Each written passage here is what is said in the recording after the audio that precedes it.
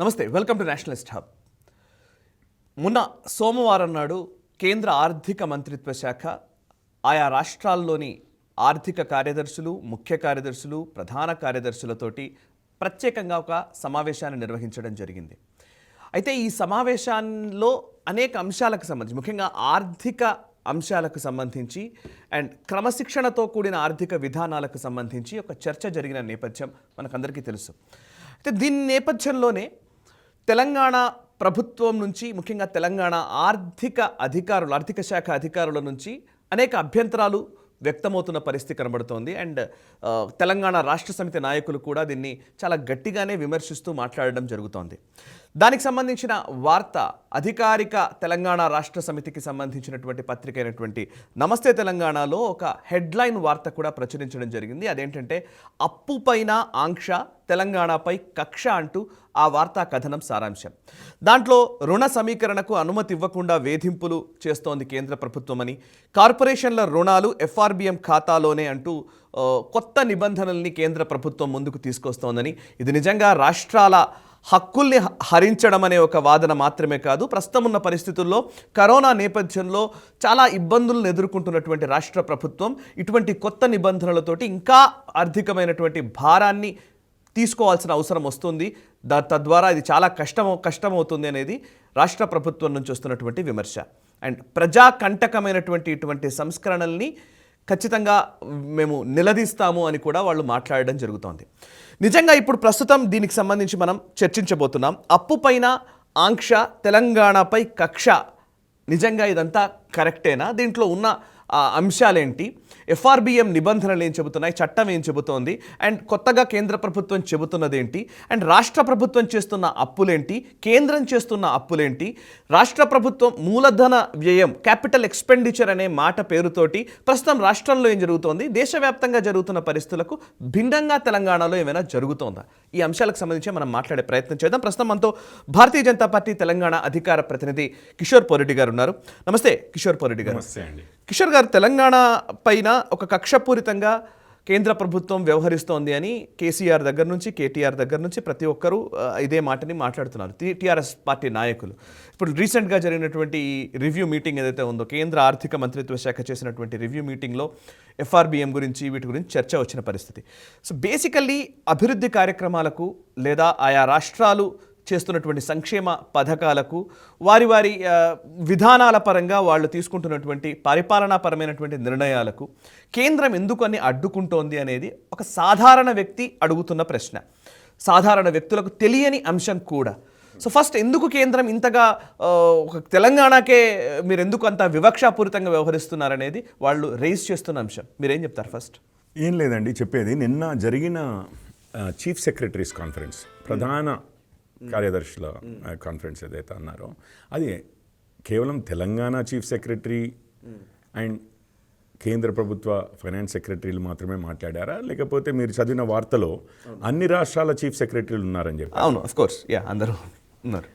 ఇప్పుడు తెలంగాణ పైనే కక్ష అనేది ఏదైతే ఉందో, మరి అన్ని రాష్ట్రాల చీఫ్ సెక్రటరీలు పాల్గొని, ఆర్ స్పెషల్ చీఫ్ సెక్రటరీస్ పాల్గొని అన్ని రాష్ట్రాలకి ఒకే విధమైన విధానాన్ని అమల్లోకి తెస్తున్నాము అని అన్నప్పుడు అది తెలంగాణ మీద కక్ష, లేకపోతే 28 రాష్ట్రాలు, అందులో 18 రాష్ట్రాల్లో ఉన్న భారతీయ జనతా పార్టీ రాష్ట్రాల మీద కూడా, అంటే ప్రభుత్వంలో ఉన్న రాష్ట్రాల మీద కూడా కక్ష? ఏ రాష్ట్రాల మీద కక్ష అండి? 28 రాష్ట్రాలకి ఒకే రకమైన రూల్స్ తీసుకొస్తుంటే అది తెలంగాణపై కక్ష ఎట్లా అవుతుంది అని చిన్న ప్రశ్న ఎవరికైనా వస్తుంది. సామాన్య పౌరులు అని అంటున్నారు. అదే సామాన్య పౌరులకి అన్ని రాష్ట్రాలతో కలిసి అన్ని రాష్ట్రాలకి ఒకే విధానము అని చెప్పి కేంద్రము ఆ విధానాన్ని, కొత్త విధానాన్ని ప్రకటించినప్పుడు, ఆ కొత్త విధానం గురించి మాట్లాడినప్పుడు అది తెలంగాణ మీద కక్ష ఎట్లా అవుతుందండి? First thing. ఓకే. రెండవది మీరు అడిగింది ఈ మార్పులు ఏంటి అన్న విషయం. అసలు ఎటువంటి మార్పులు నిన్న ప్రకటించారు లేకపోతే సూచించారు అన్నది. ఇప్పటివరకు ఏమయ్యేదంటే, రాష్ట్రాలు బడ్జెట్ పెట్టినప్పుడు ఏం చేస్తారు అంటే, ఈ సంవత్సరం ఒక 100 రూపాయలు ఆదాయం ఉందనుకోండి, అది ఏ విధంగానైనా కావచ్చు, కేంద్రం నుంచి రాష్ట్రానికి వచ్చే పన్నుల్లో వాటాలు కావచ్చు, రాష్ట్రము తను సొంతంగా వేసే పన్నుల నుంచి వచ్చింది కావచ్చు, ఇతరత్ర తను సంపాదించుకునేది. ఇప్పుడు పబ్లిక్ సెక్టర్ కంపెనీస్ ఉంటాయి రాష్ట్రానికి కూడా, వాళ్ళు డివిడెండ్లు ప్రకటించారనుకోండి, అది కూడా ఒక ఆదాయమే. లేకపోతే మనలాంటి ప్రజల దగ్గర నుంచి ఏదైనా ఫీజుల రూపంలో తీసుకుందనుకోండి, అవి ఆదాయాలే. ఇవన్నీ కలిపి ఏదైతే ఆదాయం వస్తుందో, ఇవి కాకుండా అంటే 100 రూపాయల బడ్జెట్ ప్రకటించినప్పుడు ఒక 80 రూపాయలు ఆదాయం వస్తుంది అనుకోండి, ఇంకొక 20 రూపాయలు అప్పు అని చూపిస్తారు. ఓకే, ఈ అప్పు చూపించడం అనేది ఏంటంటే దానికి ఒక financial responsibility and budget management ఏదైతే ఉందో FRBM రూల్స్ అని కొన్ని రూల్స్ ఉన్నాయి. ఎంతవరకు అప్పు తీసుకోవచ్చు రాష్ట్రాలు అనేది, అది 3% స్థూల ఉత్పత్తి అంటారు కదా, GSDP, gross state domestic product. మన రాష్ట్రం యొక్క స్థూల ఉత్పత్తిలో 3% వరకు మనం అప్పులు తీసుకోవచ్చు. కొన్ని కారణాల వల్ల అది 3.5 అయింది ఇప్పుడు మన తెలంగాణ రాష్ట్రానికి. అంతవరకు అప్పులు తీసుకోవచ్చు అని ఉంది, రైట్. ఆ అప్పుల్లో వీరు తెచ్చుకున్న అప్పులన్నీ ఇప్పటివరకు తెచ్చినవి ఇంకా పే చేయనివన్నీ లెక్క గడితే ఆ 3% కానీ 3.5% ఇప్పుడు కొత్తగా అయింది, అంతవరకు దాటకూడదు. మన తెలంగాణ ఎలిజిబుల్ ఫర్ 3.5%. ఇది అన్ని రాష్ట్రాలకు కామన్ పాలసీ అండి, అది దాటకూడదు అని ఉంది. అయితే రాష్ట్రాలు ఏం చేస్తున్నాయి, కొన్ని రాష్ట్రాలు ఎస్పెషల్లీ మన తెలుగు రాష్ట్రాలు, ఆంధ్రప్రదేశ్ అటు తెలంగాణ ఇటు, ఏం చేస్తున్నాయంటే రాష్ట్ర బడ్జెట్లో చూపించే రుణాలు కాకుండా వారి పబ్లిక్ సెక్టర్ కంపెనీస్ ఉంటాయి చూసారా, ఒక కార్పొరేషన్లు పెట్టడము, ఆ కార్పొరేషన్ల ద్వారా కార్పొరేషన్ల పేరు మీద రుణాలు తీసుకొస్తున్నాయి. అట్లాంటి రుణాల్లో దేశంలోనే మనం నెంబర్ 1 ఉన్నాం. అంటే మన రాష్ట్ర స్థూల ఉత్పత్తిలో ఇది ఒక సంవత్సరం క్రితం డేటాను అనలైజ్ చేసి వచ్చిన రిపోర్ట్, 9.4% అప్పులు కార్పొరేషన్ల ద్వారా తీసుకున్నాం. అదేం చేస్తున్నాము, మనం బడ్జెట్లో చూపించట్లేదు. కానీ కార్పొరేషన్లు తీసుకున్నాయి కదండి, వాటి అప్పులు అవి తీర్చుకుంటాయి కదా అని చెప్పి మీరు అనుకోవచ్చు. వాటికి రాష్ట్రానికి సంబంధం ఏంటి? సరే, ఒక కార్పొరేషన్ అంటే అదొక సపరేట్ కంపెనీ కదా, ఆ కంపెనీ వాళ్ళు కంపెనీలు పెట్టుకోవడానికి కానీ లేకపోతే నడిపించుకోవడానికి కానీ కొన్ని రుణాలు తీసుకుంటాయి, ప్రైవేట్ సెక్టర్ కంపెనీలు తీసుకున్నట్టే. మరి వాళ్ళు తీసుకున్న రుణాలు రాష్ట్రానికి ఏం సంబంధము అంటే, వాళ్ళు తీసుకున్న రుణాలకి ప్రభుత్వమే గ్యారంటీలు ఇచ్చింది, రాష్ట్ర ప్రభుత్వమే. అవును, ప్రభుత్వ పూచీకత్తు పైనే వాళ్ళు బ్యాంకులైనా రుణాలు ఇచ్చాయి. రేపు ఒకవేళ పబ్లిక్ సెక్టర్ యూనిట్స్ కట్టలేకపోయాయి అనుకోండి, డబ్బులు కట్టవలసింది రాష్ట్ర ప్రభుత్వమే. ఒకటి పాయింట్ నెంబర్. రెండోది, దాని మీద వడ్డీ వారు కట్టలేకపోతే కట్టవలసింది రాష్ట్ర ప్రభుత్వమే.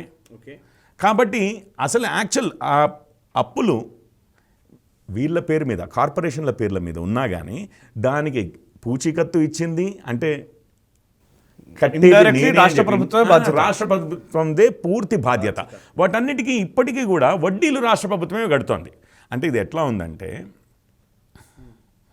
ఏదో మీరు మీ పేరు మీద 1 లక్ష రూపాయలు అప్పు తీసుకుని మీ ఆస్తులన్నీ కలిపి 2 లక్షలు ఉన్నాయనుకోండి, చూసారా నాకు 2 లక్షల ఆస్తి ఉంది, అప్పు కేవలం 1 లక్ష ఉంది చేయబట్టి నేను ఇంకో 1 లక్ష వరకు అప్పు తెచ్చుకున్నా కానీ ఒకవేళ నేను కట్టలేకపోతే నా దగ్గర 2 లక్షల ఆస్తి ఉంది కదా, దానికి బ్యాకప్ ఉంది కదా అని మీరు చెప్పచ్చు. కానీ మీరు మీ 2 పిల్లలు మైనర్లు ఉన్నారు చూసారా, వాళ్ళ పేర్ల మీద ఇంకో 2 లక్షలు అప్పు చేసేసారు ఆల్రెడీ. ఆ మైనర్లు ఇప్పుడు కట్టగలుగుతారా? కట్టలేరు. మీరేమంటున్నారంటే వాళ్ళు మేజర్లు అయ్యి చదువుకుని ఎప్పుడో ఇంజనీరింగ్ డిగ్రీ వచ్చిన తర్వాత ఉద్యోగాల్లో జాయిన్ అయిన తర్వాత వాళ్ళే కడతారు, కానీ ఇప్పటివరకు మాత్రం వడ్డీ నేను కడుతున్నాను కాబట్టి అది నా బాధ్యత. వాళ్ళు మైనర్లు అని అంటేనే మీనింగ్.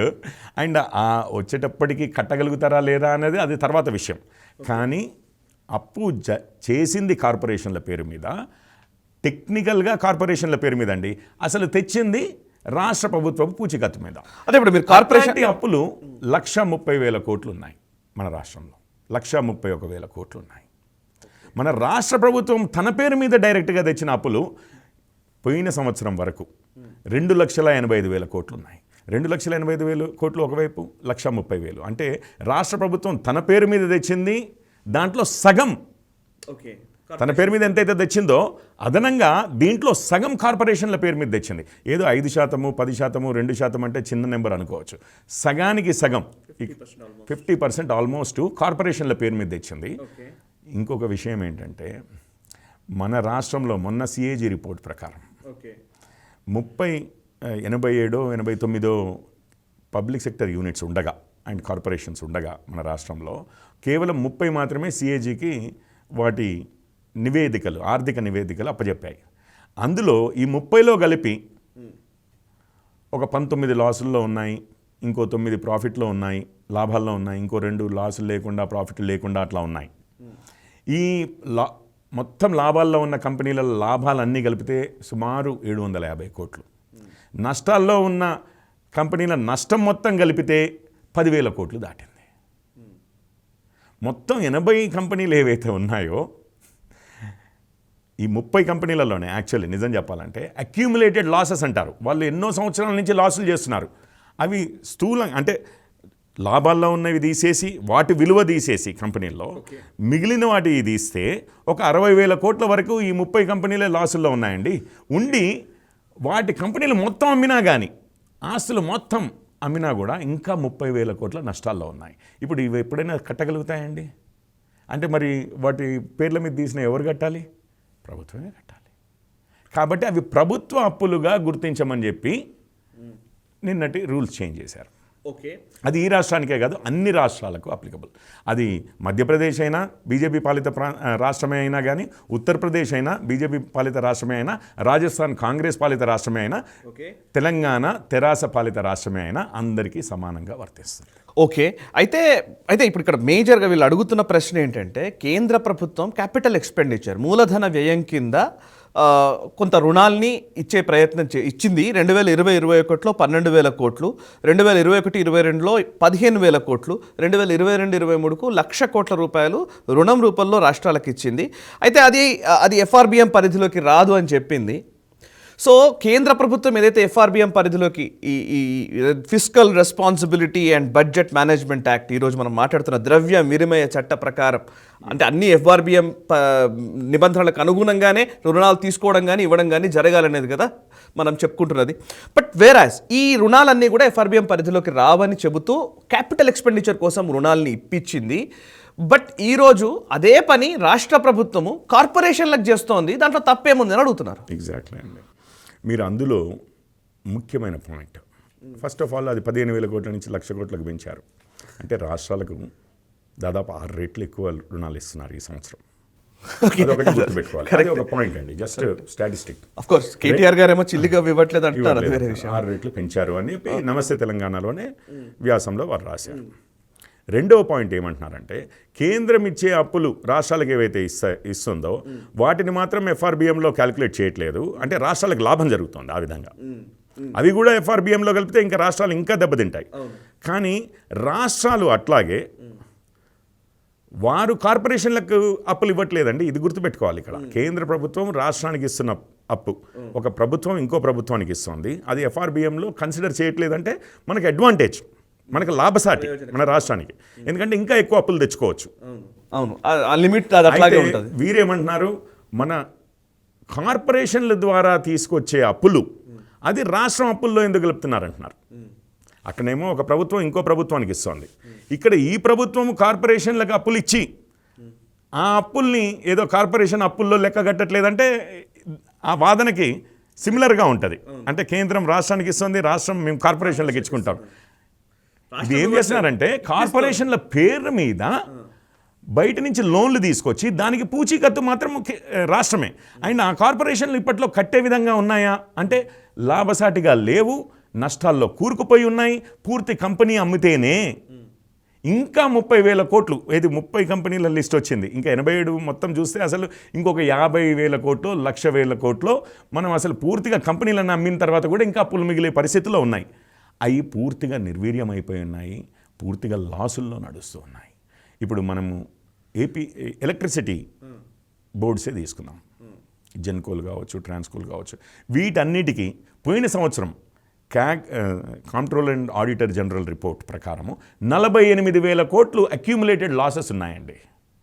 అంటే ఈరోజు ఆ సంస్థలన్నీ కలిపి 48,000 కోట్లు పోయిన సంవత్సరానికే లాసుల్లో ఉన్నాయి. ఈ సంవత్సరం ఇంకా ఆడిట్ జరగలేదు, ఇప్పుడే కదా, మొన్ననే మార్చిలో అయిపోయింది కదా. ఇప్పటికి అంచనా ఏంటంటే 60,000 కోట్ల అప్పుల్లో ఉన్నారని చెప్పి వాళ్ళు. ఇప్పుడు అదే ఎలక్ట్రిసిటీ బోర్డ్స్ మీద మీరు లోన్లు తీసుకొచ్చారనుకోండి, మన జెన్కోస్ లాస్ట్ ఇయర్ మన జెన్కోస్ 30,000 కోట్లు అప్పులు తీసుకొచ్చారు. ఇప్పుడు ఆ 30,000 కోట్లు వాళ్ళు తిరిగి ఇప్పటికే 60,000 కోట్లు అక్యూములేటెడ్ లాసెస్లో ఉన్నారు. వాళ్ళు ప్రాఫిట్లు చేసేది ఎప్పుడు? మళ్ళీ ఈ సంవత్సరం కూడా లాసుల్లోనే ఉన్నారు. వాళ్ళు ప్రాఫిట్లు చేసేది ఎప్పుడు? ఈ 30,000 కోట్లు అప్పులు తీర్చేటప్పుడు ముందు ఆ 60,000 కోట్లు తీర్చాలి, దాని తర్వాత మళ్ళీ ఈ 30,000 కోట్లు తీర్చాలి. వాళ్ళ లాసెస్ పూడ్చుకోవాలి, 30,000 కోట్లు తీర్చాలి. ఆ లాసులు తీర్చుకునేది ఎప్పుడు, ఇది తీర్చుకునేది ఎప్పుడు. ఎవరైనా కానీ కామన్ సెన్స్ అంటే కామన్ మ్యాన్ అన్నారు మీరు, సామాన్య ప్రజలు ఎవరు చూసినా కానీ ఈ బోర్డుల వల్ల ఇప్పటికీ లాసులో నడుస్తున్నాయి. మొన్న ధరలు ఇంక్రీజ్ చేసిన దాని ప్రకారం కూడా వీళ్ళేం ప్రాఫిట్స్లోకి వచ్చేటట్లు లేరు. మీరు నమ్ముతారా అండి? అంటే మామూలుగా అంటున్నాను, ఏ బ్యాంక్ నమ్ముతుందండి వీళ్ళని? కొత్త లోన్స్ ఇవ్వాలి అని అంటే వీళ్ళు లాభాల్లోకి వచ్చి మన వడ్డీలు తిరిగి ఇవ్వగలుగుతారని చెప్పి అనుకుంటారా? వడ్డీలే కాదు అసలు వాపసు వస్తుందని అనుకుంటారా? ఎందువల్ల వాళ్ళు ఇచ్చారు అంటే రాష్ట్ర ప్రభుత్వం పూచీకత్తుగా నిలబడుతోంది కాబట్టి ఇస్తున్నారు. వాళ్ళకి ఏ హోపు లేదు ఈ పబ్లిక్ సెక్టర్ యూనిట్స్ ఇస్తాయని వాపసు. అవి పూర్తిగా నష్టాల్లో కూరుకుపోయి ఉన్నాయి. సో ఇప్పుడు మరి నిజంగానే మరి ఆ పబ్లిక్ సెక్టర్ యూనిట్స్ వాటి అప్పులు అవే తీర్చుకోగలిగే స్థితిలో ఉన్నాయి అని అంటే వీళ్ళ వాదన ఒక విధంగా అర్థం చేసుకోగలం. అవి పూర్తిగా మొత్తం అమ్మితేనే వాటి అప్పులు తీర్చలేని పరిస్థితిలో ఉన్నప్పుడు, పూర్తిగా కంపెనీ మొత్తం ఆస్తులు అమ్మితేనే తీర్చుకోలేనప్పుడు మరి పూచీకత్తు ఉన్నది రాష్ట్ర ప్రభుత్వమే కదా. ఆ భారం మనందరికీ తెలిసిందే, చిన్నపిల్లలకైనా అర్థమవుతుంది. ఆ భారం రాష్ట్ర ప్రభుత్వం మీద పడుతుంది చేయబట్టి అది రాష్ట్ర ప్రభుత్వపు భారంగా అప్పుగా పరిగణించాలి బడ్జెట్లో. ఇట్లా బడ్జెట్ నుంచి దాచిపెట్టి ఏదో కార్పొరేషన్ క్రియేట్ చేసి, అంటే ఫర్ ఉదాహరణకి అదే వార్తా వ్యాసంలో వారు ఏం చెప్పారు, కాళేశ్వరం లిఫ్ట్ ఇరిగేషన్ స్కీమ్కి ఉన్న కార్పొరేషన్ ఏదైతే ఉందో దాని మీద అప్పులు తెచ్చుకున్నాము మనము. తర్వాత నేను సెర్చ్ చేశాను, దాదాపు 70,000 కోట్లు ఈ బ్యాంక్స్ కన్సార్షియం దానికి లోన్స్ ఇచ్చిందని తేలింది కదా. నేను ఒక్కసారి దానికి వచ్చే ముందు సార్, ఇప్పుడు మీరు చెప్తున్నది కార్పొరేషన్లకు ఇచ్చే లోన్ ఏదైతే కార్పొరేషన్లకు రాష్ట్రం పూచీకత్తుతో ఇస్తున్న లోన్, కార్పొరేషన్లు ఏవి అని అంటే కార్పొరేషన్లకు రాష్ట్రం పూచీకత్తుతో ఇస్తున్న లోన్లు కాదు, ఆ కార్పొరేషన్లు బ్యాంకుల దగ్గర నుంచి కానీ ఇతర సంస్థల దగ్గర నుంచి కానీ రాష్ట్రం పూచీకత్తుగా ఉండడం వల్ల ఇస్తున్న లోన్. ఆఫ్ కోర్స్ రాష్ట్ర ప్రభుత్వం ఇస్తున్న డబ్బులు కావవి. Yeah I know. అయితే 3 కార్పొరేషన్లు సార్ మెయిన్గా, Kaleshwaram irrigation project corporation, Telangana drinking water supply corporation, Telangana state water resources infrastructure development corporation. ఈ 3 కార్పొరేషన్లకు సంబంధించి ఎక్కువగా ఇప్పుడు చర్చ నడుస్తోంది. ఫస్ట్ మనం కాళేశ్వరం గురించి వచ్చే ముందు నేను అడిగేది ఏంటంటే క్యాపిటల్ ఎక్స్పెండిచర్ కోసం డబ్బులు మీరు కొంత ఇన్వెస్ట్ చేయొచ్చు అనేది కేంద్ర ప్రభుత్వ వైఖరి కూడా. అంటే డెవలప్మెంటల్ ప్రాజెక్ట్స్ కానివ్వండి, సో దట్ మనం ఇన్ఫ్రాస్ట్రక్చర్ డెవలప్ చేస్తే, ఈవెన్ చాలా వరకు రోడ్ వేస్ నిర్మిస్తున్నా ఏం చేస్తున్నా ఎగ్జాక్ట్లీ ఇన్ఫ్రాస్ట్రక్చర్ డెవలప్మెంట్ కోసం ఖర్చు చేయడానికి అప్పులు తీసుకోవడంలో తప్పు లేదు అనేది కేంద్ర ప్రభుత్వం చాలాసార్లు చెప్తోంది. ఈవెన్ నిర్మలా సీతారామన్ ఒక 2 సందర్భాల్లో కూడా మాట్లాడుతున్నాం, మేము ఖర్చు పెడుతున్నది దీనికోసమని. ఇప్పుడు ఈ 3 ప్రాజెక్టులు డెవలప్మెంటల్ యాక్టివిటీస్ కావా, ఇన్ఫ్రాస్ట్రక్చర్ డెవలప్మెంట్ కాదా? తప్పనిసరిగా సరే, దానిలో టెక్నికాలిటీస్ వేరే కావచ్చు. తప్పనిసరిగా అవి క్యాపిటల్ కాస్టేనండి. ఓకే, తప్పనిసరిగా ఇవి క్యాపిటల్ కాస్టే. కానీ నిన్న అదే వ్యాసంలో వారు చెప్పింది ఏంటంటే ఇవి కంప్లీట్ అయిపోతే, ఈ ప్రాజెక్టులు కంప్లీట్ అయిపోతే అప్పుడు కదా, ఇప్పుడు ఒక ఫ్యాక్టరీ పెడుతున్నాము, ఫ్యాక్టరీ కడుతున్నంతసేపు అందులో నుంచి ఉత్పాదన ఏమి ఉండదు కదండి. ఇప్పుడు కార్ల కంపెనీయే పెడుతున్నాము, అది కడుతున్నంతసేపు ఒక 3 సంవత్సరాలు పట్టింది అనుకోండి, అప్పటి వరకైతే కార్లు ఉత్పాదన అవ్వట్లేదు కదా. ఆ కంపెనీ కట్టాలి, హైర్ చేయాలి, పీపుల్ని ఇన్పుట్స్ తీసుకురావాలి, ఇక మొదలు పెట్టాలి మ్యానుఫ్యాక్చరింగ్ మొదలు పెట్టాలి. ఈ కంపెనీ కట్టడమే పూర్తి కానప్పుడు మనం లాభాల్లోకి ఎట్లా వస్తాము, లేకపోతే మనకి రెవెన్యూ ఎట్లా వస్తుంది, వచ్చిన రోజు కదా మనం కట్టేది అని. సరే, ఇప్పుడు ఆ విషయమే నేను మాట్లాడతాను. ఒకటేమో అది రైట్, అందులో 2 అంశాలు ఉన్నాయి. మొదటి అంశం నేను మాట్లాడతాను. ఇప్పుడు కాళేశ్వరానికి అయిన ఖర్చు ఎంత? 1,15,000 కోట్లు ఇప్పటికీ అయింది అన్నది చాలా న్యూస్ పేపర్స్లో వచ్చిన వార్త. ఎందుకంటే ఏ విషయంలోనూ ట్రాన్స్పరెంట్గా పబ్లిష్ చేయట్లేదు మన రాష్ట్ర ప్రభుత్వం. కానీ ఇప్పటికీ 1,15,000 కోట్లు అయింది. దాదాపు అది పూర్తిగా అయిపోయేసరికి 1,50,000 కోట్లు అవుతుంది అని. ఒక ఉదాహరణ, ఈ 1,50,000 కోట్లకి 8% వడ్డీ వేసుకోండి, సంవత్సరానికి ఎంత కట్టాల్సి వస్తుందండి? ఈ ప్రాజెక్ట్ కంప్లీట్ అయిన తర్వాత 1,50,000 కోట్లకి 12,000 కోట్లు కట్టాలి. 12,000 కోట్లు. మీరు ఎన్ని ఎకరాలకు సాగు చేసుకోవడానికి అవకాశం ఉందని చెప్తున్నారు కాళేశ్వరం నుంచి? అంటే 1,00,00,000 ఎకరాలు మొత్తము రాష్ట్రమే కలిపి, అంటే ఇప్పటికి వేరే ఉన్నాయి అంటే అనడం ఒక క్లెయిమ్. ఈ ప్రాజెక్టు ద్వారా 20 లక్షల ఎకరాలు అన్నారు. 20 లక్షల ఎకరాలకి 12,000 కోట్లు సంవత్సరానికి ఇంట్రెస్టే కడితే. అంటే ఒకవేళ 1,00,00,000 ఎకరాలకే అన్నాం అనుకోండి, 12,000 కోట్లు కదా, అంటే 12,000 పర్ ఏకర్. కానీ 20 లక్షలే అంటే 5 రెట్లు తక్కువ కదా, 12 × 5 60,000 రూపాయలు పర్ ఎకరము వడ్డీయే కట్టాలి సంవత్సరానికి ఒక ఎకరానికి. అయితే మరి మీరు ఆ 60,000 వసూలు చేయబోతున్నారా ప్రజల దగ్గర నుంచి? వడ్డీ కట్టబోతున్నారా? 60,000 దగ్గర నుంచి, రైతుల దగ్గర నుంచి ఎకరాకు 60,000 వసూలు చేసి కట్టబోతున్నారా? ఎట్లా కడతారండి మీరు? ప్లస్ ఇదేమి పవర్ ప్రాజెక్ట్ కాదు, ఏదో నాగార్జున సాగర్ ఇరిగేషన్ ప్రాజెక్ట్ లాగా అందులోనే పవర్ జనరేషన్ కూడా ఉందబ్బా. కొంత పవర్ జనరేషన్ పవర్ ఖర్చు ఉంది.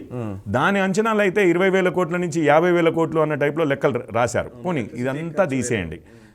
మరి ఇది 12,000 కోట్లు అన్నాము, ఇంకో 12,000 కోట్లు అనుకోండి సంవత్సరానికి. ఇది నడపడానికి చాలా తక్కువ వేస్తున్నాను నేను, న్యూస్ పేపర్లలో అంచనాలు చూసిన దాన్ని బట్టి 12,000 కోట్లు అనుకోండి. ఇప్పటికీ ఇది 12,000 కోట్లు, అది 12,000 కోట్లు, ఇప్పటికీ 60,000, ఇంకో 12,000 అంటే ఎకరానికి వడ్డీ ప్లస్ మెయింటెనెన్స్. అంటే వాటర్ పంప్ చేయాలి కదా, పంప్ చేసి ఎత్తితేనే కదా లిఫ్ట్ ఇరిగేషన్ కదా మళ్ళీ కింది మన పొలాల్లోకి వచ్చేది. సో ఎంత అయిందండి? 1,20,000 రూపాయలు ఎకరానికి. కొన్ని స్థలాల్లో ఎకరం అమ్మితేనే 1,20,000 రాదండి. ఇప్పుడు రైతు దగ్గర నుంచి ఎకరాకు 1,20,000 వసూలు చేసి నువ్వు ఎలక్ట్రిసిటీ బోర్డుకు 60,000 ఇచ్చి ఇంకొక 60,000 ఈ వడ్డీ. మరి అసలు ఎప్పుడు ఇస్తావు? అంటే రైతుల దగ్గర నుంచి ఎంత వసూలు చేస్తావు? 1,50,000 వసూలు చేస్తావా? 2 లక్షలు వసూలు చేస్తావా సంవత్సరానికి? అది పాసిబులేనా? వాళ్ళకి మిగిలేది ఎంతండి? 5,000 10,000 పర్ ఏకరు, 20,000. నువ్వు రైతు బంధు ఇచ్చేదే మొత్తం కలిపితే 10,000 లేదు సంవత్సరానికి, 10,000. ఇక్కడ 1,00,000 రూపాయలు ఎక్కడి నుంచి వస్తాయి? Let me clear one thing.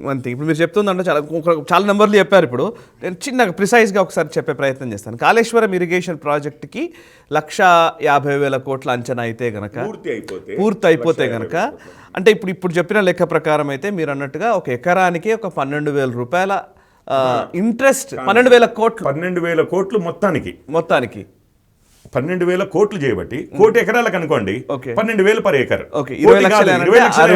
5 రెట్లు తక్కువ కదా, ఇక్కడ 60,000 రూపాయలు పర్ ఏకర్. ఒక ఎకరానికి 60,000 రూపాయలు సంవత్సరానికి ఇంట్రెస్ట్ మాత్రమే కట్టాల్సిన పరిస్థితి వస్తుంది. అంటే 60,000 రూపాయలు ఒక ఎకరానికి ఇరిగేషన్ ప్రాజెక్ట్ కోసం ప్రభుత్వం ఖర్చు చేయాలని అనుకోవడమే ఇప్పుడు ఫ్లా అంటారు. అసలు ఫస్ట్ పాయింట్, అసలు అది ఫ్లానా కాదా పక్కకు పెడదామండి. నేను అనేది ఒకటే పాయింట్. ఈరోజు మనం మాట్లాడుతున్నది FRBM రూల్స్ గురించి. నువ్వు ఎకరాకు 60,000, పోనీ 20 లక్షల ఎకరాలు కాదు 40 లక్షల ఎకరాలు అనుకోండి, డబల్ చేయండి. ఉట్టి వడ్డీ మాత్రమే 30,000 రూపాయలు పర్ ఏకర్ అవుతుంది కదా సంవత్సరానికి. 30,000 రూపాయలు పర్ ఏకరు ఈ ప్రాజెక్ట్ కంప్లీట్ అయిన తర్వాత పూర్తిగా నీళ్లు పారుతున్న సమయంలో నువ్వు రైతు దగ్గర నుంచి వసూలు చేద్దామని చూస్తున్నావా?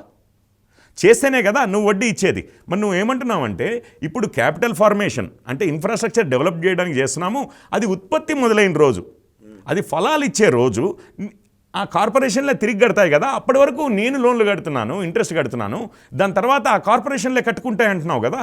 నువ్వు ఏ విధంగా కడతాయండి? వాళ్ళకి రెవెన్యూ వస్తేనే కదా వాళ్ళు కట్టగలిగేది.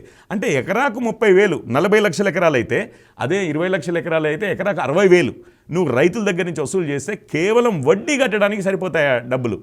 అంటే నువ్వు రైతుల దగ్గర నుంచి అంత వసూలు చేద్దామని చూస్తున్నావా? నీకు తెలుసు ఇందులో నుంచి ఈ కార్పొరేషన్ ఎప్పటికీ పైసలు కట్టలేదండి, ఎట్లా తీసుకొస్తుంది? ఎకరాకు 60,000 కట్టలేనప్పుడు మీకు తెలుసు, నాకు తెలుసు, అందరికీ తెలుసు. అంటే మీకు అంటే ప్రభుత్వానికి కూడా తెలుసు. అంటే దాని ద్వారా ఒక విషయం సార్, అప్పుడు నేను అనేది ఏంటంటే మీరు తెచ్చిన అప్పు ఈ కార్పొరేషన్ ఎప్పటికీ కట్టలేనప్పుడు, మీరు పూచీకత్తున్నప్పుడు ఆటోమేటిక్గా అది ఎప్పటికీ కట్టలేనప్పుడు ఆ బాధ్యత ఎవరి మీద పడుతుందండి? ప్రభుత్వం మీద పడుతుంది కదా. మరి అది తీసుకుని దీంట్లో కలపాలి కదా అనేది నెంబర్ 1 ప్రశ్న. రెండోది ఏంటంటే అసలు కార్పొరేషన్ పెట్టడం ఎందుకండి? ఇప్పుడు నాగార్జున సాగర్ డ్యామ్ ఉంది, కార్పొరేషన్లు పెట్టారా? ఎందుకంటే ఏ ఇరిగేషన్ ప్రాజెక్టు కూడా మీకు ప్రాఫిటబిలిటీతో చూడమండి.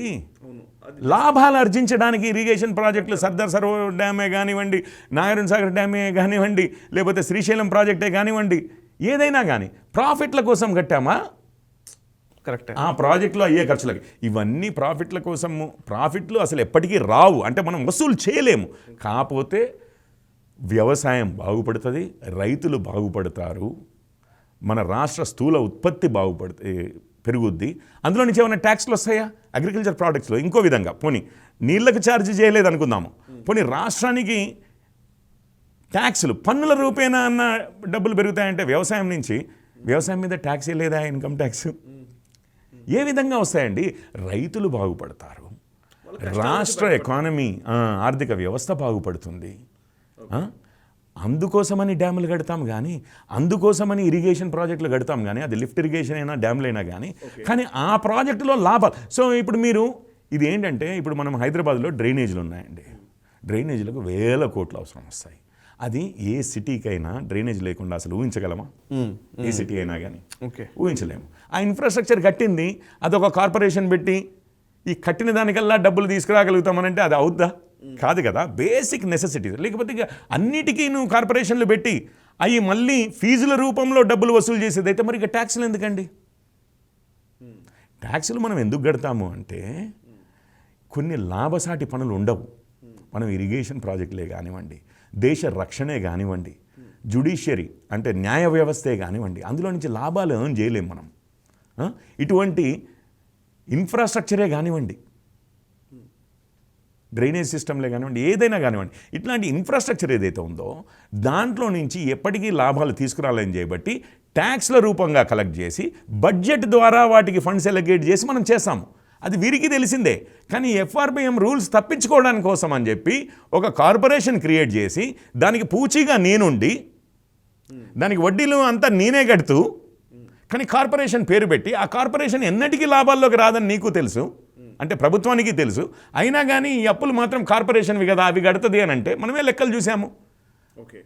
కేవలం వడ్డీ కట్టడానికి 60,000 నువ్వు ఎకరానికి, ఒకవేళ అది 20 లక్షల ఎకరాలు అయితే 40 లక్షల ఎకరాలు అనుకుందాం, పోనీ డబుల్ చేద్దామండి, ఎకరానికి 30,000 రూపాయలు నువ్వు సంవత్సరానికి వసూలు చేస్తావా కాళేశ్వరం నీళ్ళు ఇచ్చి?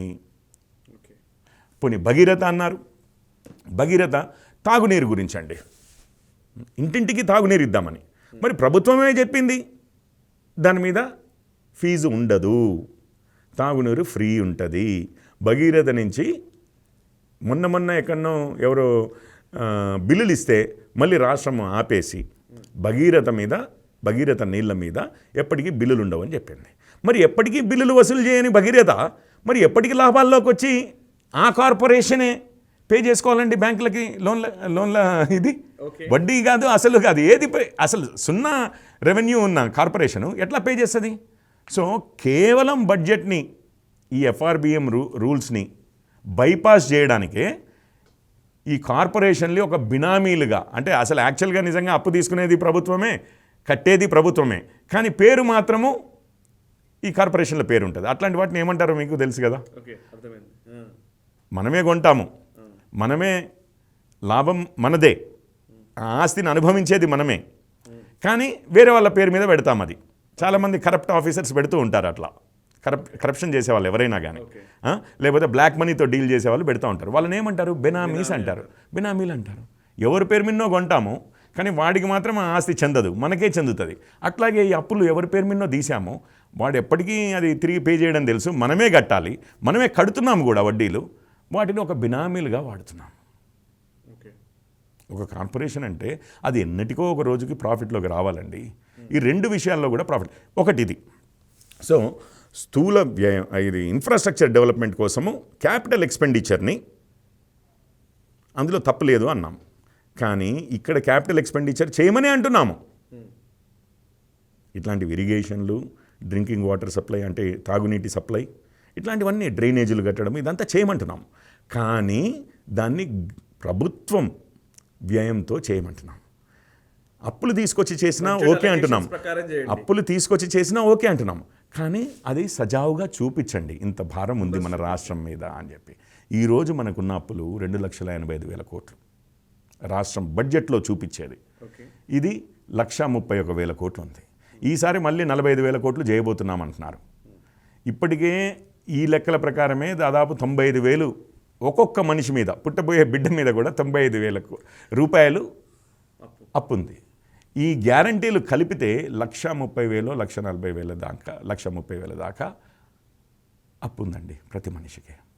సో మరి కేంద్ర ప్రభుత్వం కూడా అప్లై చేస్తుంది కదా. జీడిపిలో ఆల్మోస్ట్ 57% నంబర్స్ డిఫర్స్ అవ్వచ్చు, ఐ మీన్ సబ్జెక్టివ్ కరెక్షన్, 57% పైగానే కేంద్ర ప్రభుత్వం అప్పు చేస్తుందని అంటున్నారు కదా. ఇంకా గత ప్రభుత్వాలతో పోల్చితే ఇప్పుడు ఇంకా అప్పు పెరిగింది కేంద్ర ప్రభుత్వం చేసిందని కదా. మరి రాష్ట్ర ప్రభుత్వం చేస్తే ఎందుకు తప్పు అవుతుంది? అది మొత్తం లోన్స్ ఏవైతే ఉన్నాయో, ఎక్స్టర్నల్ డెట్, ఇంటర్నల్ డెట్, ఇదంతా ఉంటుందండి. అంటే మన దగ్గర నుంచి తీసుకుంది కూడా, ఇప్పుడు నా ప్రావిడెంట్ ఫండ్ ఉంది అనుకోండి, అది కూడా గవర్నమెంట్ వాడేసుకున్నది అనుకోండి, ఇవి నాకు కట్టవలసిన డబ్బు అది. అట్లాంటివన్నీ మనం స్మాల్ సేవింగ్ స్కీమ్స్ అని ఇట్లాంటివన్నీ ఉంటాయి, అవన్నీ కూడా కలిపి ఆ డెట్ ఉంటుంది. ఇప్పుడు మనం దేశాలది మనము చూసామనుకోండి, ఇప్పుడు అమెరికాది 100% ఉంది, జపాన్ది 230%లోనో 220% ఉంది వాళ్ళ జీడిపి కన్నా ఎక్కువ. ఎన్నో దేశాలు మనకంటే ఎక్కువ ఉన్నాయి. సరే, దేశాలు కంపేర్ చేస్తే ఆ విధంగా ఒక దేశం యొక్క అప్పు మళ్ళీ రాష్ట్రాల అప్పులు కూడా కలిపి ఉంటుంది కదా. రాష్ట్రాల అప్పులు కూడా కలిపి ఉంటుంది మొత్తం. అసలు అంటే ఒక దేశ ఆర్థిక వ్యవస్థ ఇప్పుడు ఇదే. ఇప్పుడు కార్పొరేషన్ల అప్పులు కలిపి రాష్ట్రాల అప్పులు ఎట్లాగైతే రాష్ట్రాల అప్పులు అయ్యాయో, రాష్ట్రాల అప్పులు కూడా కలిపితే కదా మొత్తం దేశం యొక్క అప్పు. ఓకే, అర్థమైంది కదండి. సో కేంద్రము తన పరిధిలో తను స్పెండ్ చేయాల్సిన విషయాలు ఉన్నాయి, రాష్ట్రాలు తమ పరిధిలో తమ స్పెండ్ చేయాల్సిన విషయాలు ఉన్నాయి. అన్ని రాష్ట్రాలకు అవే బాధ్యతలు ఉన్నాయి. అన్ని రాష్ట్రాలకు కలిపే ఒక ఎఫ్ఆర్బిఎం రూల్ ఉంది. ఆ ఎఫ్ఆర్బిఎం రూల్ ప్రకారమే ఈరోజు ఏమంటున్నారంటే, దాన్ని సజావుగా అంటే లెటర్లో కాకుండా మనం ఇప్పుడు టెక్నికల్ లూప్ హోల్స్ అంటాం, న్యాయ వ్యవస్థలో కూడా ఉంటాయి. ఆ లూప్ హోల్స్ వాడి మనం ఏదో చేస్తూ ఉంటాం, రూల్స్లో కూడా లూప్ హోల్స్ ఉంటాయి. అట్లాంటివి ఎఫ్ఆర్బిఎంలో ఉన్న లూప్ హోల్ని వాడి లూప్ హోల్ లాగా క్రియేట్ చేశారు. అది ఊహించలేదు అంతకుముందు వీరు. క్రియేట్ చేసి మనకు 2014-15లో 16,000 కోట్లు ఈ కార్పొరేషన్లకు గ్యారంటీలు ఇచ్చిన లోన్లు ఉన్నాయండి. ఈ సంవత్సరం వచ్చేసరికి 131,000 కోట్లకు చేరింది. 131,000. అంటే ఆ సంవత్సరం చేసింది 16 అయితే అప్పటి నుంచి చేసుకుంటూ వస్తూ కలిసి మొత్తం మీద 130,000 కోట్లకు చేరాం. అదేమన్నా చిన్న నెంబర్ అయితే వేరే విషయం. అది నిఖార్సుగా రాష్ట్ర బాధ్యతగా చూపించాలి, అన్ని రాష్ట్రాలు చూపించాలి అని అంటున్నాం. అంటున్నది కేంద్రం. నిన్న జరిగింది అదే అండి. సరే, అయితే కరెక్టే. మీరు ఇప్పుడు క్యాపిటల్ ఎక్స్పెండిచర్ ఇవన్నీ చెప్తూ ఉన్నారు. ఆఫ్ కోర్స్ క్యాపిటల్ ఎక్స్పెండిచర్లో నిజంగా అది కరెక్ట్గా క్యాపిటల్ కిందికే వస్తుందా కాదా అనేది కూడా ఒక సందిగ్ధమైన పరిస్థితి ఉంది. ఎందుకంటే ఇరిగేషన్ ప్రాజెక్ట్ అనేది దాని నుంచి రిటర్న్స్ ఏమి వస్తాయనంటే ఏం లేదు, సీరియస్లీ మనం ఖర్చు పెట్టేదే ఉంటుంది. బట్ వేరాజ్ అది ఆఫ్ కోర్స్ రైతులకు మంచి చేస్తుంది అనుకుందాం. ఇప్పుడు ఇదే నమస్తే తెలంగాణ పత్రికలో ఒక మాట రాశారు. క్యాపిటల్ ఎక్స్పెండిచర్ విషయంలో దేశంలోనే అగ్రగామిగా తెలంగాణ ప్రభుత్వం ఉంది, దీన్ని ఈవెన్ రిజర్వ్ బ్యాంక్ కూడా గతంలో కొనియాడింది అని చెప్తున్నారు. అండ్ నెంబర్ 2, 15వ ఆర్థిక సంఘం సిఫారసు చేయకపోయినా ఈ కొత్త నిబంధనల్ని అమల్లోకి తీసుకొస్తున్నారు, మెడపై కత్తి పెట్టి మాతో అమలు చేయిస్తున్నారు అనేది తెలంగాణ ప్రభుత్వ వర్షన్. ఒకటి, ఆర్థిక సంఘం సిఫారసు చేయలేదని. అండ్ 2, కొత్త నిబంధన అమలు చేయాలన్నప్పుడు ఆ కొత్త నిబంధనని ఈ ఆర్థిక సంవత్సరంలోనో లేకపోతే నెక్స్ట్ ఫైనాన్షియల్ ఇయర్లోనో దాన్ని ఇంప్లిమెంట్ చేయొచ్చు. కానీ లాస్ట్ ఇయర్ అప్పుల్ని కూడా ఎఫ్ఆర్బిఎం పరిధిలోకి తీసుకొచ్చేలాగా, ఈ మీ ఖాతాలోకి, ఆ రాష్ట్రాల అప్పుల ఖాతాల్లోకి తీసుకొచ్చేలాగా మీరు చర్యలు తీసుకుంటున్నారు. ఇది ఎక్కడ సమంజసము? అండ్ ఈ రోజు ఇంప్లిమెంట్ చేయడం అనేది కరెక్టా అనేది ఒక ప్రశ్న. దీనికి కంటిన్యూటీ ఉంది. మొన్ననే బడ్జెట్ అయిపోయింది, బడ్జెట్ అలొకేషన్స్ చేసుకున్నాము, బడ్జెట్ వచ్చిన తర్వాత 2 నెలలు అవుతుంది, మేము రుణాలు తీసుకోలేని పరిస్థితి మాకు కల్పిస్తున్నారు అనేది మూడో ప్రశ్న. అవునండి. అయితే బడ్జెట్ 2.5 లక్షల కోట్ల బడ్జెట్ ప్రవేశపెట్టాం. చాలా అట్టహాసంగా ప్రవేశపెట్టాం. బడ్జెట్ మొదలై ఇప్పుడు నెలాఖరికి వచ్చినప్పుడు మనము అంటే ఒక ఉద్యోగస్తుడు అప్పు చేశాడంటే ఒక పరిస్థితి ఉంది. బడ్జెట్ మొదలయ్యే నెల 10 రోజులు అవుతుంది. 2 నెలల్లోనే మనము అప్పులు లేకపోతే ఉద్యోగస్తులకి జీతాలు ఇచ్చే పరిస్థితిలో లేము, పెన్షనర్లకి వాళ్ళకు రావాల్సిన పెన్షన్ ఇచ్చే పరిస్థితిలో లేము. అది మన ఆర్థిక పరిస్థితి. ఇప్పుడు చూశారు కదండి, గవర్నమెంట్ ఉద్యోగస్తులకు 1వ తారీఖు నుంచి 12 లేదా 14వ తారీఖు వరకు రొటేషన్ బేసిస్ మీద జిల్లాల వారీగా శాలరీలు ఇస్తున్నారు. ఎందుకంటే ఏ రోజు వచ్చిన ఆదాయాన్ని ఆ రోజు తెల్లారి శాలరీలకు పంచడం జరుగుతుంది. అంత అధ్వాన్న పరిస్థితిలోకి మనం వెళ్ళాము. మొన్నే దువ్వూరి సుబ్బారావు గారు ఈనాడులో ఒక ఇంటర్వ్యూ ఇచ్చారు. ఆ ఇంటర్వ్యూలో వారు అదే అన్నారు. ఎందుకు అనంటే, మీరు మళ్ళీ ఫస్ట్ పాయింట్కి వస్తాను, మీరు అప్పులు తేవడము క్యాపిటల్ ఎక్స్పెండిచర్ అంటే ఒక ఇన్ఫ్రాస్ట్రక్చర్ క్రియేట్ చేయడానికి, దానివల్ల సొసైటీకి లాభం ఉంటుంది, రాష్ట్రం యొక్క ఆదాయం పెరుగుతుంది. రాష్ట్ర ప్రభుత్వానికి పెరగకపోయినా ఇప్పుడు రైతులకు ఆదాయం పెరిగితే రాష్ట్రం యొక్క ఆదాయం పెరిగినట్టే కదా, జిఎస్డిపి పెరిగినట్టే, రైట్, ఉత్పత్తి పెరిగినట్టే. అట్లాంటి పనులకే కాకుండా ఈ లోన్లు తెచ్చి ఈ క్యాపిటల్ ఎక్స్పెండిచర్ కాకుండా రెవెన్యూ ఎక్స్పెండిచర్కి వాడుతున్నారు. అంటే జీతాలకు వాడుతున్నారు, లేకపోతే సంక్షేమ పథకాలు అని వాటికి వాడుతున్నారు. అంటే మన దగ్గర అప్పు చేసి పప్పుకూడు అన్న టైప్లో తయారవుతోంది అన్నది ఒక ఇది. అయితే ఇట్లాంటి పనులే చేసి వారు దువ్వూరి సుబ్బారావు గారు అంటే అందరికీ తెలిసే ఉంటుంది. వారు అంతకుముందు మాజీ గవర్నర్, రిజర్వ్ బ్యాంక్ మాజీ గవర్నరే కాకుండా ప్రపంచ బ్యాంకుకి ప్రధాన ఆర్థికవేత్త అండి. ప్రధాన ఆర్థికవేత్త, మన ఫైనాన్స్ సెక్రటరీగా పనిచేసిన వారు. మొదటిసారి ఫస్ట్ ర్యాంక్తో యూపీఎస్సీ క్రాక్ చేసిన తెలుగువాడు ఆయన, నాకు తెలుసు. సో ఆయన ఏమంటున్నారంటే అసలు ఈ సిచ్యువేషన్ కేంద్ర ప్రభుత్వము సీరియస్గా తీసుకుని కంట్రోల్ చేయాలి.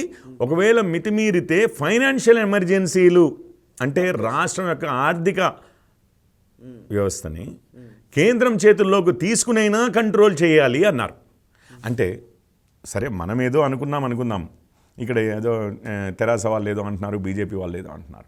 దువ్వూరి సుబ్బారావు గారికి అయితే ఏ పార్టీ లేదు కదండి. వారు ప్రపంచ బ్యాంక్కే ఆర్థికవేత్త, మాజీ ఆర్బీఐ గవర్నరు, మన రాష్ట్రాల గురించి బాగా తెలిసిన వారు. వారే చెప్తున్నారు ఫైనాన్షియల్ ఎమర్జెన్సీ పెట్టడానికి కూడా వెనకాడకూడదు. ఎందుకు ఇదంతా ఈరోజు ఇంపార్టెంట్ అయ్యింది అంటే శ్రీలంకలో జరిగిన పరిణామం సేమ్ ఇక్కడిలాగా. అక్కడ కుటుంబ పరిపాలనలో అక్కడ కూడా ఇష్టం వచ్చినట్టు అప్పులు జ్యోతిలో వచ్చిందండి, ఆంధ్రజ్యోతిలో. ఎక్కడ పుడితే అక్కడ అప్పులు చేసి కరోనా వల్ల ఆర్థిక వ్యవస్థ దెబ్బతిని ఆ అప్పులు తెచ్చిన వాటిని ఇంట్రెస్ట్లే కట్టలేక పూర్తిగా దేశం కొలాప్స్ అయిపోయింది ఫైనాన్షియల్గా. చూశారు దానివల్ల పరిణామాలు ఏమైపోయాయి. ఒక ఎంపీ కూడా చనిపోయారు నిన్న గొడవల్లో. రైట్, అట్లాంటి పరిస్థితి మన దేశంలో రాష్ట్రాల్లో వచ్చే పరిస్థితి ఉందని చెప్పి దువ్వూరి సుబ్బారావు గారు అన్నారు. అదే కాకుండా సెక్రటరీస్ మీటింగ్ అని ఉంటుంది, నేషనల్ లెవెల్లో సెక్రటరీస్ అన్ని డిపార్ట్మెంట్ల వాళ్ళు అయినప్పుడు ప్రధానమంత్రిని కూడా హెచ్చరించారు ఈ సెక్రటరీస్ మీటింగ్లో. బ్యూరోక్రాట్లు, అత్యంత సీనియర్ బ్యూరోక్రాట్లు. కొన్ని రాష్ట్రాలు బ్యాంక్రప్సీకి వెళ్ళేది. బ్యాంక్రప్సీ అంటే మనం ఏమంటాము, దివాలా తీయడం. మీరు ఇంత పెద్ద పదం వాడేస్తున్నారు, దివాలా తీసాయి, అది ఎప్పుడు అవుతాయి, ప్రభుత్వాలు ఎప్పుడు దివాలా తీయవు కదా అని అనుకుంటున్నాం. ఈరోజు దివాలా తీయడం అంటే ఏంటండి మీనింగ్? దివాలా తీయడం అంటే మీ ఆర్థిక భారం, మీరు ఏదైతే ఒక రోజుకి, ఇప్పుడు మనం ఫర్ ఎగ్జాంపుల్ ఒక లోన్ తీసుకున్నాం, ఆ లోన్ ఈరోజు తిరిగి కట్టాలనుకోండి, ఈరోజు కట్టకపోతే నువ్వు దివాలా తీసినట్టే. అర్థమైందా? మీ ఫైనాన్షియల్ లయబిలిటీస్ని మీరు ఏ విధంగా ఏమి చేసైనా, అంటే ఆస్తులు, ఈవెన్ ల్యాండ్స్ అమ్ముకుని మన రాష్ట్ర ప్రభుత్వం చేస్తాం చూసారా, ఆ భూములు అమ్మి కూడా మీరు తీర్చలేకపోయారనుకోండి, ఇంకా ఏ విధంగా కూడా మీరు మీ ఆర్థిక బాధ్యతల్ని మీరు నిలబడలేకపోయినప్పుడు ఇంకా అది మీరు డీఫాల్ట్ అయినట్టు అనమాట. ఓకే, ఆ డీఫాల్ట్ అయ్యే పరిస్థితులు వచ్చాయంటే నమ్మరు. కానీ ఆల్రెడీ మన రాష్ట్ర ప్రభుత్వం ఉద్యోగస్తుల విషయంలో డీఫాల్ట్ అయిపోయింది. 1వ తారీఖు రోజు ఇవ్వవలసిన శాలరీ 10, 11, 12 వరకు వెళ్తోంది. మరి ఈ నెల అయితే ఇంకా మాకు అప్పులు రావట్లేదు అంటున్నారు. మరి ఈ నెల అందరికీ ఇవ్వగలుగుతారో లేదో ఇంకా తెలియదు. సో అప్పులు రాకపోతే మీరు అప్పు తెచ్చి శాలరీలు పే చేసేది. మీరు ఇంకా అప్పు తెచ్చి ఏదో ప్రాజెక్టులు కట్టడం ఇదంతా మాట్లాడట్లేదు. శాలరీలు పే చేసేదానికే మీకు అప్పులు కావాల్సి వస్తే ఇక మీరు రోడ్లు ఎక్కడ వేస్తారు, డ్రైనేజీలు ఎక్కడ కడతారు, అంటే వీటన్నిటికీ క్యాపిటల్ ఎక్స్పెండిచర్కి మీకు ఎక్కడి నుంచి అవకాశం ఉంది అని అంటున్నాను. అంటే అంత అధ్వాన పరిస్థితుల్లో ఈరోజు ఆల్రెడీ డిఫాల్ట్ అయిందని మీరు ఒప్పుకుంటున్నారా లేదా? మీరు బ్యాంకు ఈఎంఐ 1వ తారీఖు కట్టకుండా 12వ తారీఖు కడితే మీరు డిఫాల్ట్ అయినట్టే కదా. ఆ రోజు వాడు పెనాల్టీ వేయచ్చు, ఓకే, లేట్ ఫీజు కట్టించవచ్చు, దాన్ని డిఫాల్ట్ అయ్యావు అంటారు. 12 రోజులు. ఆల్రెడీ మన రాష్ట్రము డిఫాల్ట్ అయిందండి. ఆంధ్రప్రదేశ్ రాష్ట్రం కూడా డిఫాల్ట్ పరిస్థితిలో ఉంది. అంటే ఇప్పటికీ వారి బాధ్యతల్ని లేటుగా అప్పులు తెచ్చి వాళ్ళ బాధ్యతలను తీర్చే పరిస్థితుల్లో వీళ్ళిద్దరూ ఆల్రెడీ దిగిపోయారు. ఇట్లాంటి పరిస్థితి రాష్ట్రాల్లో వస్తుంది. రాష్ట్రాలు ఇక బ్యాంక్రప్ట్ అయ్యే పరిస్థితి ఉంది, దివాలా తీసే పరిస్థితి ఉంది. త్వరితగతిన చర్యలు తీసుకోకపోతే చేతులు దాటిపోతుంది అని అంటే తీసుకున్న చర్యలు ఇవి. సో అందుకోసమే అన్ని రాష్ట్రాలకి, మళ్ళీ ఇంకొకసారి కూడా చెప్తున్నాను, 28 రాష్ట్రాలకి అప్లికబుల్. ఇది ఓన్లీ తెలంగాణ కాదు. సో నిజంగానే మీరు దువ్వూరు సుబ్బారావు గారు అన్న మాట నేను చదివాను. ఎఫ్ఆర్బిఎం బయట రుణాలను కూడా పరిగణలోకి తీసుకోవాలి అని ఆయన చాలా స్పష్టంగా చెప్పారు. సో మీరు అన్నట్టుగా ఇప్పుడు ఇవన్నీ ఇప్పుడే ఎందుకు ఇమీడియట్గా తక్షణమే ఎందుకు అమల్లోకి వస్తున్నాయి అని అంటే పరిస్థితి చేదారిపోకూడదా ఉండదు. ఓకే, యుక్రెయిన్ క్రైసిస్ ఉంది, కరోనా అంతకుముందు ఉండే, శ్రీలంక స్పిల్ ఓవర్ ఉంటుంది. అయితే ఏమైందంటే ఇప్పుడు అన్నిటివి ఖర్చులు పెరిగిపోయాయి, ఫైనాన్షియల్ కాస్ట్స్ విపరీతంగా పెరిగిపోయాయి. శ్రీలంక ఆల్రెడీ మునిగైపోయింది ఆర్థికంగా, రైట్? అట్లాంటివి ప్రపంచంలో ఇంకా కొన్ని దేశాలు అయ్యే పరిస్థితి కూడా ఉంది. అండ్ ఇప్పుడు ఏమవుతుంది అని అంటే ఇన్ఫ్లేషన్ పెరుగుతుంది ప్రపంచం మొత్తంలో కూడా, అమెరికాలో కూడా. అయితే మనీని కూడా టైట్ చేస్తున్నారు. అంటే ఇంట్రెస్ట్ రేట్స్ పెంచారు. మననే ఫెడరల్ రిజర్వ్ అంటారు. అంటే మన రిజర్వ్ బ్యాంక్ ఎట్లా అంటామో వాళ్ళు ఫెడరల్ రిజర్వ్ అంటారు. వాళ్ళ బేసిక్ రేట్స్ ఉంటాయి చూసారా, అవి పెంచారు. మన ప్రభుత్వం, మన బ్యాంక్, రిజర్వ్ బ్యాంక్ కూడా కొంచెం పెంచింది అదే రోజు. సో మనీ అవలభ్యం తగ్గిపోబోతోంది, రైట్? కష్టమవుతోంది, వడ్డీ రేట్లు పెరిగిపోతున్నాయి. ఇప్పటికే అసలు ఆల్మోస్ట్ డిఫాల్ట్ అయిపోతున్నాం మనం, రైట్? అట్లాంటి రాష్ట్రాల్లో త్వరితగతిన చర్యలు తీసుకోకపోతే శ్రీలంక లాంటి పరిస్థితే మన రాష్ట్రాల్లో వస్తుంది అని చెప్పి పలు వార్నింగ్స్ వచ్చిన తర్వాత వాళ్ళు పబ్లిక్గా వెళ్ళి, సీనియర్స్ దువ్వూరు సుబ్బారావు గారు లాంటి వాళ్ళు పబ్లిక్గా వెళ్ళి పేపర్లలో ఇంటర్వ్యూలు, టీవీల్లో ఇంటర్వ్యూలు ఇచ్చి చెప్పిన తర్వాత, హెచ్చరించిన తర్వాత సో అందుకోసమే మనం అందరికీ తెలుసు ఇది ఈ చర్యలు తప్పనిసరి. రైట్. ఇక మిగతా రాష్ట్రాలకు సంబంధించి ఒకసారి మాట్లాడదాం సార్. మిగతా రాష్ట్రాలు కూడా ఇప్పుడు లైక్ తెలంగాణ రాష్ట్ర సమితి కానీ వీళ్ళు చెప్తున్నారు ఏంటంటే ఇందాక అన్నట్టుగానే మేము క్యాపిటల్ ఎక్స్పెండిచర్లో దేశంలోనే అగ్రగామిగా భారతదేశంలోనే తెలంగాణ రాష్ట్రం ఉంది అని వాళ్ళు చెప్పారు. మంచిది, ఎప్పుడైనా కూడా ఉంటే తప్పులేదు. మన అప్పులు తీసుకొచ్చి మనం అది చేయడం కూడా తప్పు కాదు ఒక మేర వరకు. కానీ అది క్లియర్గా చూపించమంటున్నారు. ఈరోజు జరిగింది ఏంటి? చెయ్యొద్దనట్లేదు, ఇది చేయట్లేదు, లెక్కల్లో చూపించండి. దానికి ఎఫ్ఆర్బిఎం రూల్స్ ప్రకారం ఏదైతే లిమిట్స్ ఉంటాయో ఆ లిమిట్స్ లోపల మీరు తీసుకోండి, లెక్కల్లో చూపించండి అంటున్నారు. అంతే. ఎఫ్ఆర్బిఎం లిమిట్స్ ని క్రాస్ చేసి దొడ్డిదారిన ఇంకో క్రాస్ చేసే కాకుండా క్రాస్ చేయడం కోసమని దొంగచాటుగా ఏదో ట్రిక్ ప్లే చేసి లూప్ హోల్స్ వాడి. Okay, right. ఇప్పుడు పంజాబ్కి సంబంధించిన నేను యాక్చువల్లీ గణాంకాల ప్రకారం 2021-22 అంచనాల ప్రకారం దేశంలోనే అత్యధికంగా జిఎస్డిపిలో పంజాబ్ రాష్ట్రం 53.3% రుణాలు తీసుకున్నట్టుగా తెలుస్తోంది జిఎస్డిపిలో.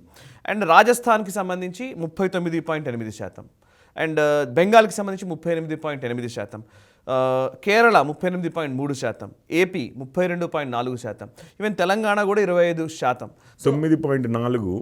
ఇప్పుడు ఆ 25% మీరు బడ్జెట్లో చూపించింది అంటున్నారా, లేకపోతే ఈ 9.4% ఏదో బడ్జెట్లో చూపని అప్పు ఉంది చూసారా? జిఎస్డిపిలో 9.4%. మనం నెంబర్ 1 అందులో. ఈ గ్యారంటీలు ఇచ్చి పుస్తకాల్లో చూపించకుండా అప్పులు చేయడంలో మన రాష్ట్రం నెంబర్ 1. అది కలిపితే ఇక్కడ 33 అవుద్ది, కానీ బట్ 25 ఆ లెక్కలే తీసుకుందాం, అట్లాగే తీసుకుందాం. ఓకే, ఆ లెక్కల ప్రకారం తీసుకుంటే కనుక జిఎస్డిపిలో 25%.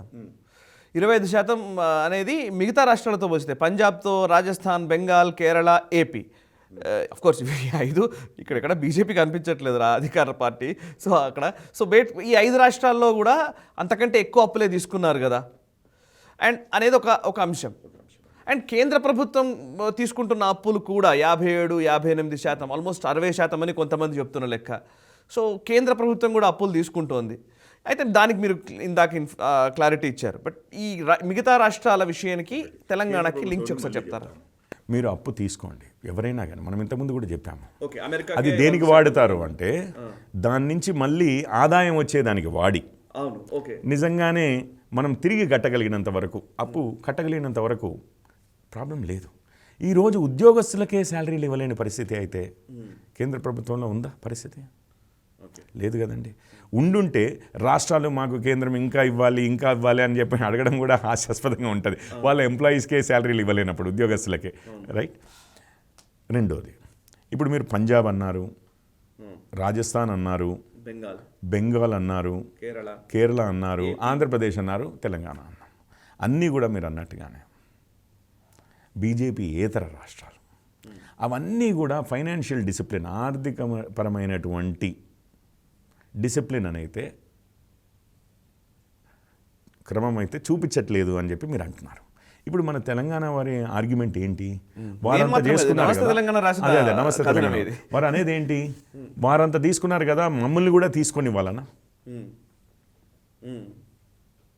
ఎంత శాతం ఉందనేది ఒకటైతే మమ్మల్ని కూడా తీసుకొని వాళ్ళని అంటున్నారా, లేకపోతే పరిస్థితి ఈ బీజేపీయేతర రాష్ట్రాలు ఇంక్లూడింగ్ తెరాస మన తెలంగాణలో కూడా కలిసి విపరీతంగా అప్పులు చేశాయి, ఇంతవరకు అసలు కేంద్రం ఎందుకు ఈ బీజేపీయేతర రాష్ట్రాల మీద ఇంత ప్రేమ ఎందుకు, అవి 30% వచ్చేసరికి ఈ రూల్స్ పెట్టాల్సింది కదా అంటోందా? ఏమంటున్నారండి, ఈరోజు పరిస్థితులు ఎకనమీ ఎట్లాగైతే మారుతోందో ఆ పరిస్థితుల్లో తీసుకోవలసిన చర్యలు అండ్ ఆర్థికవేత్తలు, RBI, CAG comptroller and auditor general వీళ్ళందరూ కూడా ఇది దృష్టికి తీసుకొచ్చి దొంగచాటుగా అప్పులు చేస్తున్నారు, మనకు చూపించకుండా అప్పులు చేస్తున్నారు, అసలు లెక్కల్లో చూపించకుండా అప్పులు చేస్తున్నారు, అది అరికట్టండి అని చెప్పి అన్నప్పుడు తీసుకొచ్చిన చేంజ్ అన్ని బీజేపీ రాష్ట్రాలకు. అంటే మీరు ఏమంటున్నారు ఇప్పుడు, అంటే వారు ఏమంటున్నారు, బీజేపీ రాష్ట్రాలకు ఎట్లాగూ వాళ్ళు పెద్దగా అప్పులు చేయబట్టి వాళ్ళ బడ్జెట్లోనే ఖర్చు పెట్టుకుని వాళ్ళు డిసిప్లిన్తో పాటు ఉంటున్నారు చేయబట్టి, క్రమశిక్షణతో ఉంటున్న ఆర్థిక క్రమశిక్షణ పాటిస్తున్నారు చేయబట్టి, వాళ్ళకేమి నష్టం లేదు చేయబట్టి ఈ రూల్స్ తీసుకొచ్చారు. మేము ఎంత కావాలంటే అంత తీసుకునే ఇది ఇవ్వాలి, మేము పోతే మేమే మునుగుతాం కదా అని అంటున్నారా? ఎందుకంటే ఒక రాష్ట్రం మునిగినప్పుడు ఆటోమేటిక్గా ఆ బాధ్యత ఎవరిదండి? కేంద్రానికి. ఒక రాష్ట్రం డిఫాల్ట్ అయితే కేంద్రం అయితే తప్పించుకోలేదు కదా, కేంద్రం మీదనే పడుతుంది కదా బాధ్యత ఉన్నప్పుడు అధికారము ఉంటుంది. ఓకే సో చివరిగా మీరు ఏం చెప్తారు, కంక్లూజన్ ఏంటి? అంటే అప్పుల విషయంలో అంటే ఒక్క విషయం సార్, ఇప్పుడు తెలంగాణ రాష్ట్ర సమితి కానివ్వండి, లేకపోతే అటు ఆంధ్రప్రదేశ్ కానివ్వండి, ఈ రాష్ట్రాల్లో చాలా వరకు నేను ఈ మధ్యకాలం కాదు ఒక 5-6 ఏళ్లకెళ్ళి వింటున్న వాదన ఏంటంటే, ప్రతిసారి అంటే ఆయా పార్టీలు ఆయా అధికార పార్టీలని ఏదైనా ప్రశ్న అడిగినా, మీరు ఇప్పుడు ఆంధ్రప్రదేశ్లో చూసాం మనం, మీరు నిధులు ఎంత ఖర్చు పెడుతున్నారు, దానికి సంబంధించిన డిపిఆర్లు ఇవ్వండి, యూటిలైజేషన్ సర్టిఫికెట్స్ ఇవ్వండి, యూసీలు ఇవ్వండి అన్నప్పుడు లేదు అలా చేస్తాము అని చెప్పి అప్పట్లో మాట్లాడారు చంద్రబాబు నాయుడు. అసలు కేంద్ర ప్రభుత్వం మమ్మల్ని అడుగుద్దా, మమ్మల్ని నమ్మదా, అదా ఇదా, ఇది ప్రభుత్వం కేంద్ర ప్రభుత్వ ప్రాజెక్టులను కూడా కేంద్ర ప్రాజెక్టులను కూడా మేమే చేసుకుంటాం, మాకే కాంట్రాక్ట్లు ఇవ్వండి అని చెప్పిన వాళ్ళు ఉన్నారు. సో ఇప్పుడు సేమ్ థింగ్ తెలంగాణలో జరుగుతుంది. అది ఈవెన్ తెలంగాణ రాష్ట్ర సమితి కూడా అంటోంది, అసలు కేంద్రం జోక్యం ఏంటి, జోక్యం అనట్లేదు, పెత్తనం ఏంటి అంటున్నారు, మా మెడ మీద కత్తిపెట్టి ఎందుకు చేపిస్తున్నారు అని అంటున్నారు. ఇప్పుడు లైక్ విద్యుత్ సంస్కరణలకు సంబంధించిన చట్టం అది అమలు చేయాలి అని అంటే కూడా దానికి మీటర్లు పెట్టడం అనే కాన్సెప్ట్ మీద కూడా మాట్లాడుతున్నారు. 2 విషయాలు. ఇప్పుడు మీరు ఆ 70,000 కోట్లు కాళేశ్వరానికి లిఫ్ట్ ఇరిగేషన్ దానికి అప్పులు తెచ్చారంటున్నారు ఇన్స్టిట్యూషన్స్ ద్వారా. అవి ఎక్కడి నుంచి తెచ్చుంటారండి? మీరు యాదాద్రి పవర్ ప్లాంట్కి అప్పులు తెచ్చారు, అవి ఎక్కడి నుంచి తెచ్చుంటారండి? యాదాద్రి పవర్ ప్లాంట్ అయితే కొన్ని 10,000 కోట్లది ట్రాంచెస్గా అవుతాయి. అంటే ఈ మూమెంట్లో ఒక 10,000 కోట్లు 20,000 కోట్ల అప్పులు, మళ్ళీ నెక్స్ట్ సంవత్సరం ఇట్లా పనులు జరుగుతున్న కొద్దీ అప్పులు ఇస్తూ ఉంటారు కదా. ముఖ్యంగా ఇచ్చేది పబ్లిక్ సెక్టర్ బ్యాంక్స్. అంటే Punjab national bank consortium lead చేస్తూ అనుకుంటాను యాదాద్రి పవర్ ప్రాజెక్ట్కి కొన్ని 10,000 కోట్లతో ఇచ్చారు. కాళేశ్వరం మళ్ళీ బ్యాంకులు కొలాప్స్ అయితే నువ్వు పే చేయకపోతే అది సెంట్రల్ గవర్నమెంట్ తప్పే అవుద్ది. బాధ్యత ఉందా లేదా కేంద్ర ప్రభుత్వానికి? ఇప్పుడు మీరు పబ్లిక్ సెక్టర్ బ్యాంకులో మీరు పైసలు వేసుకుని రేపు ఒక పబ్లిక్ సెక్టర్ బ్యాంకు డిఫాల్ట్ అయితే అది బాధ్యత ఉంటుంది కదా కేంద్ర ప్రభుత్వానికి, అది పబ్లిక్ సెక్టర్ బ్యాంక్ చేయబట్టి. సో ఇటు తీసుకొని ఇవ్వాలి, మళ్ళీ బాధ్యత మాత్రం కేంద్ర ప్రభుత్వానిది. నేను డిఫాల్ట్ అయినా బాధ్యత మాత్రం కేంద్ర ప్రభుత్వానికి, కేంద్ర ప్రభుత్వం మాత్రం ఏమనద్దు.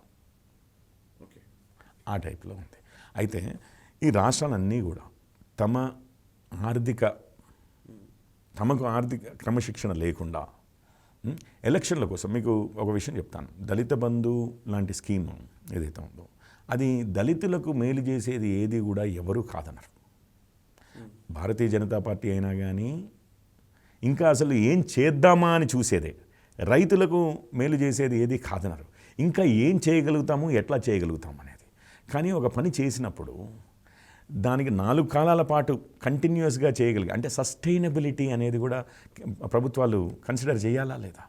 కేసీఆర్ గారిని అడిగితే అవునయ్యా పాలిటిక్స్ కోసమే చేస్తున్నామని అంటారు. అంటే పాలిటిక్స్ కోసము ఎడాపెడా ఎలక్షన్లు గెలవడం కోసము ఎడాపెడా నీకు ఇష్టం వచ్చినప్పుడు అసలు దాంట్లో దాని ఆర్థిక ఇంప్లికేషన్స్, ఫైనాన్షియల్ ఇంప్లికేషన్స్ ఏంటి, ఎట్లా మేనేజ్ చేస్తాం, మన బాధ్యత అది. చేయండి, దళిత బంధు చేయండి, ఇంకా ఎక్కువ చేయండి అని చెప్పి కూడా మేమే అడుగుతాము, కావాలంటే సపోర్ట్ చేస్తాం. కానీ ఏమవుతుంది అంటే అసలు బాధ్యత మాత్రం మేము తీసుకోకుండా మేము ఓట్ల కోసమే స్కీములు ఇంట్రడ్యూస్ చేస్తాము అన్న పరిస్థితి ఏదైతే ఉందో, మళ్ళీ దానికి కాదనంటే కేంద్రమే బాధ్యులు అని ఒక సెంటిమెంట్, ఒక రాష్ట్రాల సెంటిమెంట్ ఇచ్చి కేంద్రం చేయనీయట్లేదు అని అంటే అది పరిస్థితి అండి. కేంద్రం ఒక విలన్గా చేసి మన రాజకీయం నడుపుకోవాలి, అది పరిస్థితి. బాధ్యత తీసుకో, మంచిగా సంపాదించు, ఖర్చు పెట్టు. ఇంకా వెల్ఫేర్ మీద ఇప్పుడు ఖర్చు పెడుతున్నది కాదు, ఇంకా ఎక్కువ ఖర్చు పెట్టు. ఓకే, అది ఇప్పుడు కేంద్ర ప్రభుత్వం అయినా కానీ మీరు గ్యాస్ ఇవ్వడమే చూడండి, టాయిలెట్లు కట్టడమే చూడండి, ఇండ్లు కట్టడమే చూడండి, ఆయుష్మాన్ భారత్ లాంటి ఇన్సూరెన్స్ స్కీమ్లే చూడండి, లేకపోతే మనకు రైతులకు ఇన్సూరెన్స్ స్కీమ్ ఉంది, పంట ఫసల్ బీమా యోజన ఉంది. ఇవన్నీ కూడా ఆ రైతులకు సంవత్సరానికి 6,000 రూపాయలు ఇవ్వడమే చూడండి. ఇవన్నీ కూడా సంక్షేమ పథకాలే కదా. ఓకే, కేంద్ర ప్రభుత్వం సంక్షేమ పథకాలు చేయొద్దని ఎవరు అనరు. కానీ ఆ బాధ్యతను కూడా తీసుకుని క్రమశిక్షణతో కూడుకుని బాధ్యతను కూడా నిలబెట్టుకోవాలండి.